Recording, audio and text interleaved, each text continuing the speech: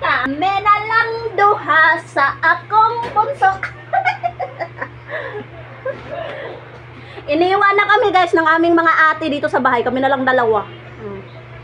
Matulog na lang mi ani. Gi kag buntag busy kay mi hantod hapon o karon kay humana mag ganap-ganap humanamig luto-luto, manamig pangaon, na may mga pagkaon diya sa lamisa o bahala na kisay gustong kaon. O nang layas na sila. Sebel andun sa tita Rot niya kay magdula daw sila kay bikan time daw ng tita niya sabi. November 1 kayo, tahimik na dire. Tapos si Ate Gel, madto po daw sa iyang classmate. Nga mong tatay, sabi ko, wag na muna siyang mag-rides. May hinatid siya sa airport. Gusto niya talagang mag-rides. Sige, bahala ka. Kanina pa yung alas 12 umalis. Hinatid nga niya sa airport yung nagpapahatid. Hanggang ngayon, di pa nakabalik. Alas 3 na. Ati. Ati? Saan? Ay, hindi, si Kuya Mike. Alam niya sa ate. Ano yan? Mag-aano na naman kayo?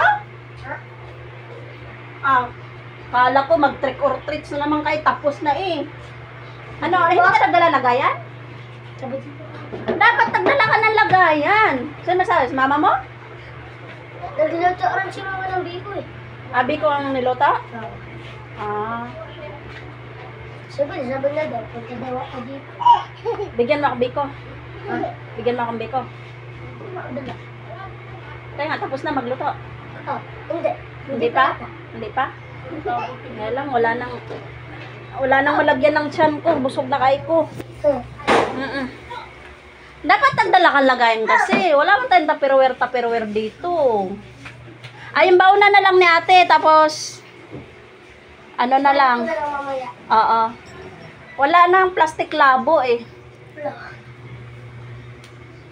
Wag mo na akong dalhan ng biko, Mike. Di na naman makain yan, Mike. Binignit gani, oh. Ako lang kumain. Ayaw naman nila.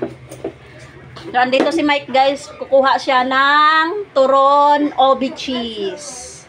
Turon obi cheese. Ito na lang, baon na ni ate.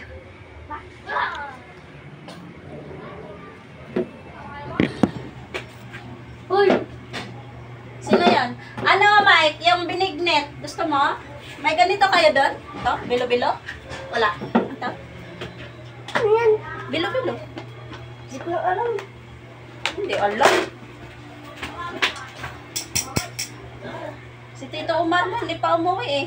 Sabi ko, wag mo na siya mag-rides. Gel, magdala ka doon ng ganito? Bakit? Wala ba luto sila, hay? Ha? Araw ng mga patay. Ano na? Parang traditional na yung magluto-luto ng kung ano-anong pagkain, di ba guys?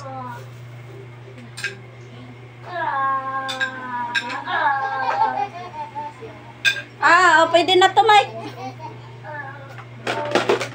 Magdadala daw din si ate doon sa kaklase niya. Baka, hindi mo tinanong kung anong pagkain nila doon. Swap-swap na lang sana, no? Kasi, hindi ako nagbukas ng rep. Ay, pwede din naman. Gel, buksan natin yung rep na maliit pala. Buksan natin yung maliit na rep.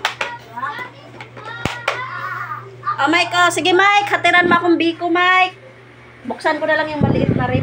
Mamaya, pag may mga pagkaing tira-tira, diba? Para bukas pang almusal. Bye-bye, kuya. Hatiran mo ako biko, ha? Isarado nyo yung gate.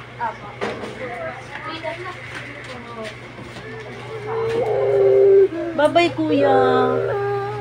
Tulog na tayo, tulog. Kiss mo, mami. Love mo, mami. Bye-bye na, kuya. Bye-bye.